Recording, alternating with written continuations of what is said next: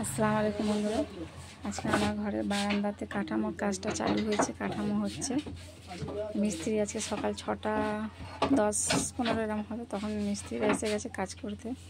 সকাল সকাল উঠেছি, আজকে কাজ হচ্ছে বাড়িতে। যাক আল্লাহর রহমতে আমার ঘর দোর একটু ঠিক হচ্ছে, কিন্তু ঘরের পিছনে অনেক খাটনি, অনেক কষ্ট, এখন অনেক কিছু সারানো বাকি আছে। তবু যেটুকু যা হচ্ছে সেটুকু আল্লাহর কাছে অনেক অনেক শুকরিয়া। আপনারা আমার জন্য একটু দোয়া করবেন যে যাতে আমিও ঘরটা তাড়াতাড়ি করতে পারি। মানে মাথা গোজার জায়গাটা তো ঠিকঠাক দরকার, মাথা গোজার জায়গাটা যেন ঠিকঠাক করে ফেলতে পারি। আমার পাশে তো কেউ নেই, দেখতে পাচ্ছেন আমি যে ভিডিও করি, আমার পাশে কেউ নেই। নিজের বলে কেউ নেই, নিজের লোক আছে সবাই, কিন্তু পাশে কেউ নেই। ওইরকমই হয়, অসময়ে বোঝা যায়, অসময় আর সময়ে বোঝা যায় যে নিজের কে পরকে। তো সবাই অন্যায় কাজটা বেশি, অন্যায় কাজে সাপোর্ট করে দেখি বেশি। অন্যায় দুনিয়াটা মানে অন্যায় খারাপ কাজ নিয়ে বেশি চলছে দেখা যাচ্ছে।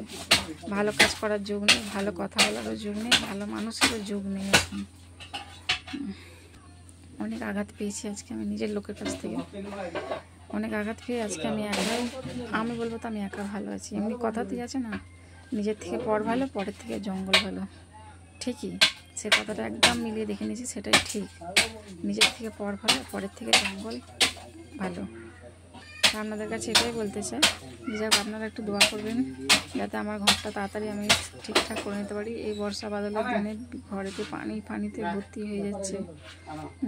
সবাই হয়তো পাশ থেকে হয়তো হাসবে, মানে দুশ্মন তো অভাব নেই, কী আর বলবো। বন্ধুরা আপনারা একটু দোয়া করবেন আমার জন্য যাতে আমি তাড়াতাড়ি সব কিছু ঠিকঠাক করে ফেলতে পারি, ঘর দোর ঠিকঠাক করে ফেলতে পারি, আর নিজের শরীরটাকেও ঠিক করতে পারি। শরীরের ঘর ঠিক হচ্ছে, এখনও যে ডাক্তার টেস্টগুলো দিয়েছে এখনও করতে পারিনি। অনেক টাকার ব্যাপার ওই টেস্টগুলো করার জন্য, আর টেস্টগুলো যতক্ষণ করছি ততক্ষণ আমি জানতে পারছি না আমার শরীরের ভিতরে কী হচ্ছে না হচ্ছে। তা আমার শরীরে অনেক কিছু প্রবলেম আছে, দেখা যাক, টেস্টগুলো করি, রিপোর্ট পাই, ডাক্তার দেখায়, তারপরে জানতে পারবো। ঠিক আছে, খুদা হাফেজ।